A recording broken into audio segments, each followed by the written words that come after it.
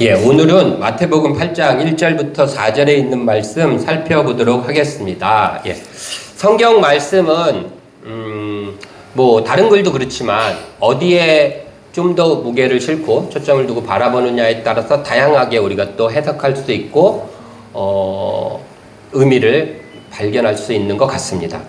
오늘 이 말씀도 문둥병자가 예수님께 고침받은 이야기이지만 이것을 문둥병자에 조금 더 초점을 중심을 두면 그가 얼마나 힘들었고 얼마나 절박했고 얼마나 고통 가운데 있었는가라는 것들을 우리가 살펴볼 수 있죠. 그 당시에 문둥병자에 대한 인식은 하나님으로부터 저주받은 자라고 인식되었고 더더욱 큰 일은 그를 만지기만 해도 나도 저주받게 만드는 그런 어떤 전염병도 있었고 전염성도 어쨌든 저주를 전염하는 존재가 굉장하잖아요. 그래서 경멸의 눈으로 또 침뱉고 그가 나타날 때마다 부정하다 소리 지르고 더 나아가서는 돌로 던져서 죽일 수도 있는 그런 상황 속에 있는 이 문둥병자의 상황들을 우리가 좀 더 깊이 살펴볼 수 있을 겁니다. 그런 그가 예수님을 만나서 얼마나 그가 기쁘고 그의 회복이 어땠고 이런 것들을 우리가 살펴볼 수 있을 겁니다. 반대로 똑같은 이 이야기를 예수님의 중심을 조금 더 두면 그런 불쌍한 이들을 예수님께서 찾으시고 고치시고 회복시키시는 예수님의 모습들을 우리가 살펴볼 수 있습니다. 그러면 더더욱 3절에 보면 예수님께서 그런 문둥병자에게 손을 내밀어서 고치셨다라는 부분들에 초점을 맞춰서 주목해서 볼 수도 있을 것입니다. 이처럼 하나님의 말씀은 어떤 기준을 갖고 바라보냐에 따라서 풍성한 은혜의 메시지들을 읽을 수 있습니다.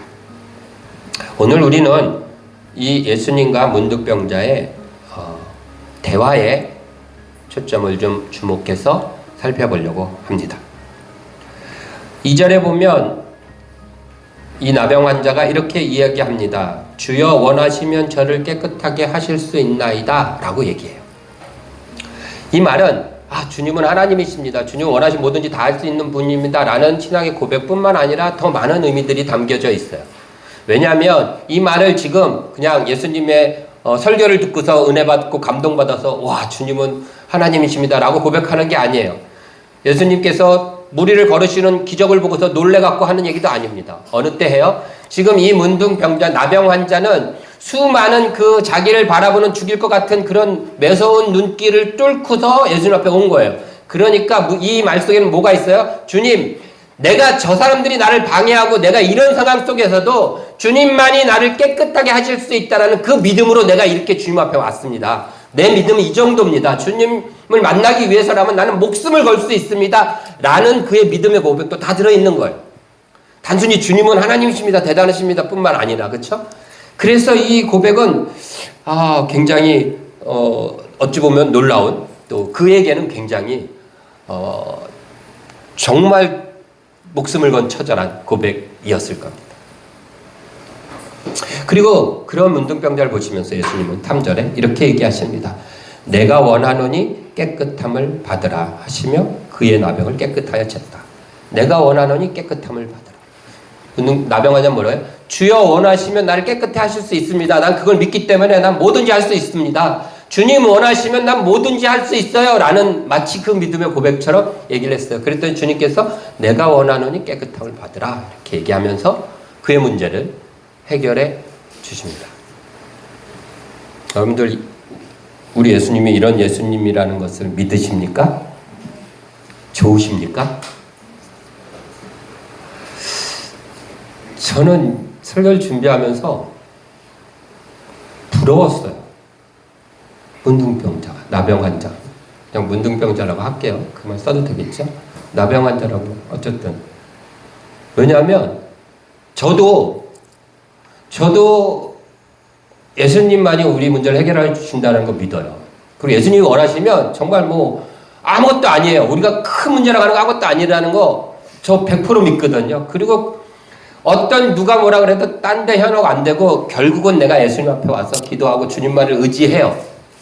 그쵸? 아무리 방해가 있고 속상하고 내가 좌절해도 그래도 또 주님 바라보고 또 주님 앞에 옵니다. 그래서 똑같은 고백해요. 주님밖에 없어요. 내 문제 해결자는. 근데 주님은 내가 원하노니라고 잘 말 안 하세요. 그래서 부러워요. 여기 문둥병자한테는 그냥 바로 주여 원하시면 깨끗하게 하실 수 있습니다. 이 깨끗해지는 건 누구 문제예요? 문둥병자 문제예요. 다시 우리말로 하면 주님 원하시면 내 문제 해결해 주실 수 있습니다. 그랬습니다. 그러면 우리가 그렇게 막 얘기 100번 해도 잘 안 하세요. 근데 여기는 한 번 했는데 주님께서 내가 원하노니 그래 그리고 해주시는 거예요. 그래서 더 부러웠어요. 안 부러우세요? 전 되게 부러웠어요.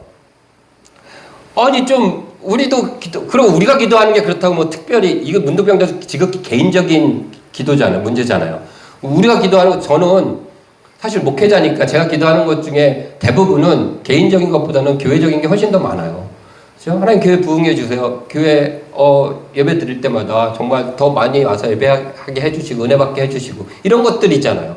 그리고 기도하면 원래 또 개척교회는 개척교회만의 그 인센티브가 좀 있어요. 그래서 약간의 그 기적과 이사들이 조금 더 붙어야 되는 거 아닌가요? 그래서 개척교회 목사한테 기도받으면 병도 잘 나야죠. 그래야지 소문도 나고 교회가 부흥되고 나져오라고 하는 거 아니잖아. 하나님의 교회가 부흥되기 위해서 주님 이거 안 원하세요? 원하실 것 같은데 대답이 없으세요. 그래가지고 문둥병자 너무 부러웠어요. 그러면서 이제 하나님 앞에 하나님 이게 너무 부럽습니다. 왜 나한테는 말씀을 안 하십니까 도대체? 이러고서 이제 설교 준비를 하면서 일을 하면서 제가 차를 타고 움직이니까 가는데 극동방송을 이제 듣고 있었어요. 저희 사장이 그래도 이제 크리스찬이잖아요. 그래서 극동방송을 듣고 있었어요. 하지만 속으로 그래도 이제 설교하게 막 가고 있는데 그때 이런 찬양이 나왔어요. 주님 말씀하시면 이라는 찬양이 갑자기 들렸어요. 주님 말씀하시면 내가 나아가리라. 주님 뜻이 아니면 내가 멈춰서리라. 라는 찬양이 막 나오는 거예요. 그러면서 제 속에서 이제 두 가지 갈등이 막 신앙의 이중성이 벌어지기 시작했어요. 여러분들. 그렇지 않아요? 주여 원하시면 다 합니다. 해주세요. 라는 마음과 한쪽에서는 주님의 뜻이면 내가 멈춰야 되는 건가? 이 두 가지가 이제 막 벌어지는 거예요. 신앙의 이중성들이 있어요. 여러분. 아닌 것처럼 쳐다보지 마세요. 다 있어요. 우리가 예배 시간에 하나님 만납니다 하잖아요. 그럼 하나님 만나면 좋죠? 근데 예배 시간 길다고 그러잖아요. 그게 말이 돼요? 이상하지 않아요? 예배 시간에는 하나님 만나는 시간이라며요. 그리고 예배 시간에 하나님 만나면 좋다며요. 근데 예배 시간이 길어요? 하나님 만나는 거 길면 길수록 좋은 거 아니에요? 여러분 데이트할 때 데이트 시간이 기는 게 신경이 나요? 2시간, 1시간 넘어가면 왜 이렇게 길게 만나고 있어? 이래요? 안 그러잖아요. 우리 스스로도 우리도 모르는 이 이중성이 있는 거예요. 하나님 만나면 좋아요. 그러면서 기도하면 100% 응답돼요. 그 기도 안 하잖아요. 있어요. 우리 속에. 근데 이 문제도 그렇더라는 거예요. 제가 보기에는. 그렇지 않나요? 주님이 원하시면 뭐든지 다 됩니다 해놓고서 결국은 내 뜻대로 안 되니까 왜 나한테는 안 해서 이렇게 되는 거죠. 그래서 그런 모습들이 떠올랐습니다. 그럼에도 불구하고 제가 그 찬양을 들으면서 했던 제 마음속에 들었던 생각은 뭐냐면요. 주님 너무하십니다. 아니 내가 이렇게 왜 저의 말을 안 들어주고 이렇게 이런 그 갈등과 고민이 생기는 이런 찬양이 들려주게 하십니까? 인간이 이래요. 그렇죠? 또 막 너무하신다고 막 그랬어요. 그러면서 왜 나한테는 내 문제 해결 안 해주십니까? 그랬더니 주님 말씀하시면 이런 찬양 듣게 하시고 생각하게 하시면서 이 성경에 나오는 문둥병자한테는 그런 거 조건도 없고 아무것도 없으셨잖아요. 하면서 막 너무하십니다. 그랬어요. 그러면서 집에 와서 다시 이제 본문을 그런 마음으로 쭉 읽었는데요. 4절이 눈에 들어왔어요.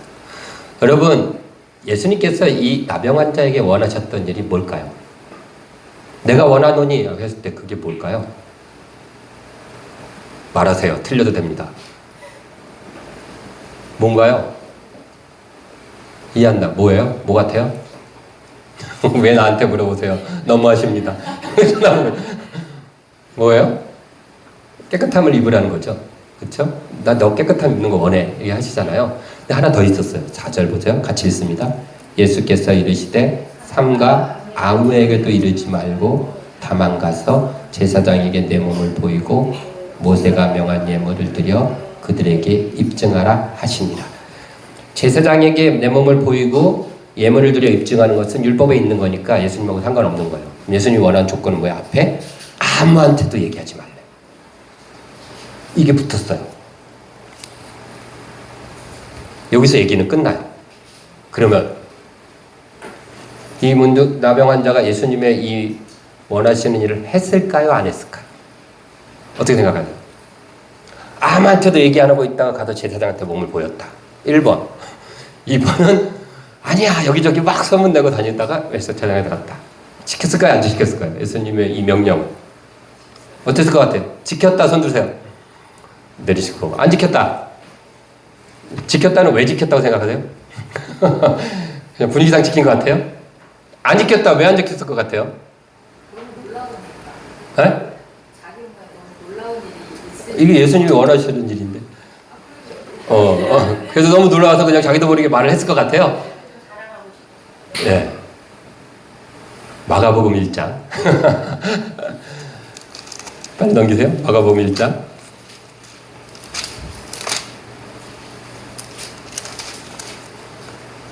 45절. 같이 읽습니다. 찾으셨어요?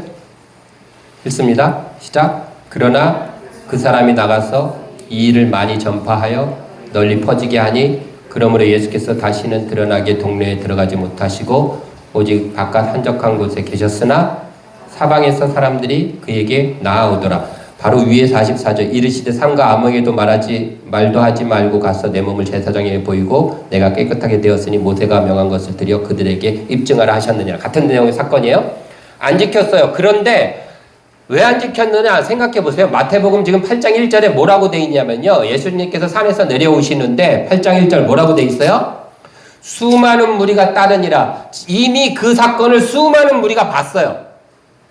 얘가 입 다문다 그래서 안 퍼지지 않아요. 소문이 다 퍼질 대로 퍼질 수밖에 없는, 예수님이 그러니까 이상한 명령을 내리신 거예요, 여러분. 얘가 말 안 한다 그래서 소문이 안 날 게 아니에요. 수많은 사람들이 봤다니까. 여러분 문둥병 고쳐진 걸 봤어요. 얘기 안 하겠어요? 집에 가서? 할 수밖에 없어요. 그들은 하지 말란 소리도 안 들었어요. 당연히 소문 내겠죠. 그러니까 예수님이 너 얘기하지 마 이런 것은 이 일이 소문나지 않도록 하시는 건 아니에요. 그러면 그게 소문나면은 뭐 예수님의 복음 전파가 방해를 받나요? 아니요. 마가복음에 보니까 그러나 사람들이 사방에서 나왔다라고 얘기해요. 전혀 영향 안 받았어요. 그럼에도 불구하고 왜 예수님은 굳이 그 나병 환자에게 아무한테도 얘기하지 마라고 얘기하셨을까요? 아무런 소용도 없잖아요. 의미도 없고. 나병 환자가 왜 그 얘기를 냈냐면 내가 가만히 있어도 어차피 다 소문날 건데 생각 안 했을까요? 그리고 아까 유사모가 얘기했듯이 차라리 얘기를 하는 게 예수님을 위해서 훨씬 더 이건 막 전파돼야지 라는 생각도 했을 거예요. 그리고 이게 그렇게 큰 일도 아니잖아 라는 생각 역시도 했을 거예요. 예수님한테 해가는 일도 아니고. 그래서 어떻게 돼요? 예수님의 이 말씀을 지키지 않았다라는 것이 마가복음에 나온 말이에요. 그러면 예수님은 왜 그런 명령을 내리셨을까요? 다 이런 거 아실 텐데 예수님.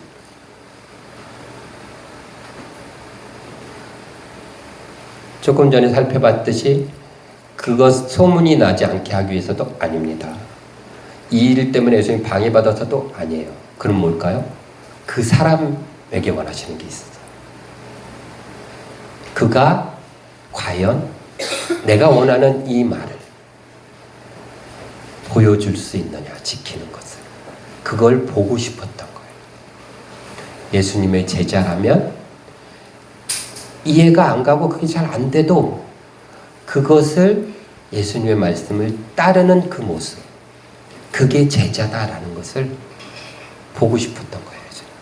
왜냐하면 지금 마태복음 8장은요 1절에서 얘기했듯이 산상설교를 마치고 쭉 내려오시면서 예수님이 고치셨던 세 부류의 사람을 기록하고 있어요. 그 첫 번째가 오늘 말한 문둥병자, 두 번째는요 백부장, 세 번째는 베드로의 장모를 기록하고 있어요. 마가복음에만 그래요. 마가의 의도예요. 산에서 내려오셨어요. 하나님의 예수님의 제자들에 대한 설교를 하시고 내려오신 거예요. 내 제자는 이렇게 살아야 돼. 내 제자는 이래. 그리고 내려와서 딱 만난 사람들이 손가락질하고 외면하는 나병 환자, 이방인인 백부장, 여인인 베드로의 장모. 그러니까 병자와 이방인과 여인이었다라는 것을 마태는 보여줍니다. 그것이 제자들의 구성원이었어요. 그런데 그들에게 정말 제자가 뭐냐? 라는 얘기를 지금 이렇게 적고 있는 거예요. 내가 원하는 일을 이해가 안 가도 보여줄 수 있는 이가 제자다라는 거예요. 제가 이렇게 확실하는 이유는 지난주 우리 반전도사님의 설교를 들었기 때문입니다. 우리 반전도사님 설교가 종의 노래죠. 이사야 50장 5절부터 8절 기억나시나요? 한번 다시 볼까요? 여호와께서 찾으시는 종의 노래입니다. 지난주에 우리 봤죠? 근데 뭐라고 얘기하면 주 여호와께서 나의 길을 여셨으므로 내가 주 여호와께서 길을 여셨다는 것은 주님의 말씀이 내 귀에 들렸다는 거예요. 내 마음에 어떻든 주님의 뜻이 뭔지 주님 원하시는 뭔지 생겼어요. 그랬더니 태도를 잘 보세요. 거역하지도 않고 뒤로 물러가지도 않는데요. 그 정도는 뭐 어느 정도. 근데 그 다음 보세요. 나를 때리는 자에게 어떻게 해요? 등을 갖다 맡기는 거예요. 누가 때렸어요. 그럼 왜 때려? 이게 아니라 아니면 내가 예수님의 마음으로 용서하고 피해야지. 이게 아니라 때리면 자 갖다 맡긴다. 그리고 나의 수염을 뽑는 자에게는 어떻게 해요? 뺨을 맡긴대요. 수염을 막 뽑아요. 건방지게. 그럼 야야야 때려 이렇게 맡긴다는 거예요. 태도를 보시라고. 모욕과 침뱉음을 당하여도 어떻게 해요? 모욕하고 막 침뱉으면 막 창피해 속상해 열받아. 이게 아니라 얼굴 안 가린다는 거예요. 떳떳하게 그래 더 뱉어봐 더 욕해봐 이러면서 당당히 맞선다는 거예요. 비꼰다는 게 아니에요. 다음 거 보세요. 주 여호와께서 나를 도우심으로 내가 그러면서도 부끄러워하지 않겠다는 거예요. 얼굴에 부싯돌같이 얼굴을 굳게 하셨대요. 맷집이 좀 생기는 거죠. 신앙은 맷집이 있어야 돼요. 그래서 맷집이 있어야 됩니다. 그러면서 뭐라고 그래요? 나를 의롭다 하시는 이가 가까이 계시니 나와 다툴 자가 누구냐? 나와 함께 설지어다. 나의 대적이 누구냐? 내게 가까이 나올지어다. 오히려 나 다툴 사람이 있으면 일로 와. 나 대적하는 사람이 있어? 무서운 게 아니라 어떻게 해요? 가까이 와. 내가 당당히 맞서겠다라는 거예요. 이것을 지난주에 뭐라 그랬어요? 하나님께서는 이런 종을 찾으신다고요. 예수님이 지금 그런 모습을 보고 싶으신 거예요.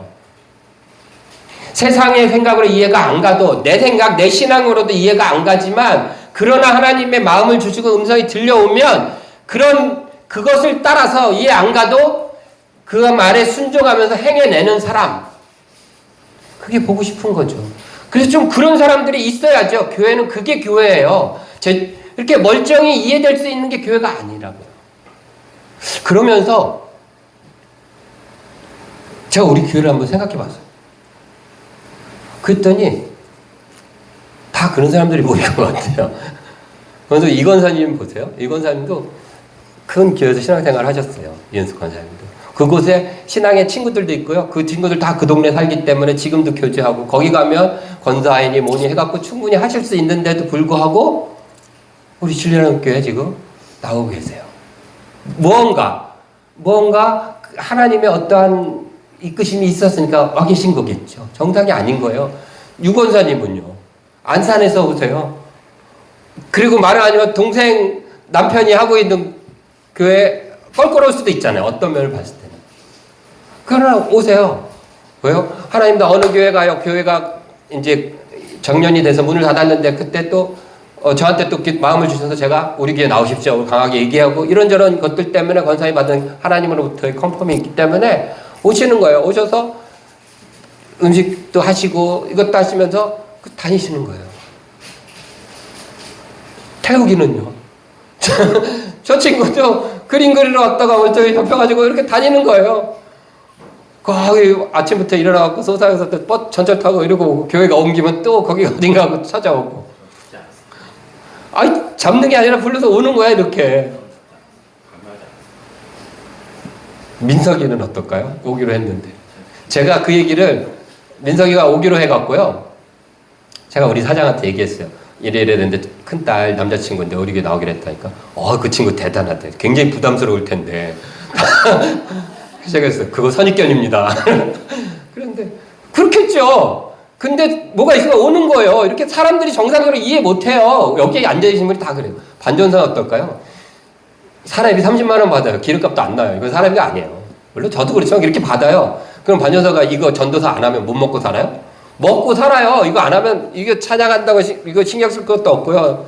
설교한다고 신경 쓸 것도 없어요. 그냥 교회에 가가지고 좋은 신앙 좋은 성도로 살면 잘 살 거예요, 그냥.